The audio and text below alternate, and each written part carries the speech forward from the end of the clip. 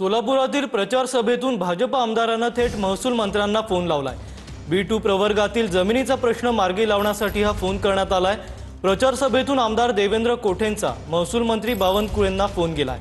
बावनकुळेंकडूनही जमिनीचा प्रश्न मार्गी लावण्याचं आश्वासन देण्यात आलंय। हा सर, देवेंद्र कोठे बोलतोय। हा बुकरा देवेंद्र। हा, सोलापूर महानगरपालिकेच्या प्रभाग 9 मध्ये आजची सभा चालू आहे। पालकमंत्री महोदय, एकता नगर, पद्मानगर आणि कर्णिक नगर अशा 3-4 सोसायट्यांचा साहेब B2 चा विषय, सरकारी सोसायटी आहेत, अनेक वर्ष राहत आहेत, 30-35 वर्ष झालं विषय मार्गी लागत नाहीये। तुम्ही लक्ष घातलं तर हा विषय मार्गी लागेल सर।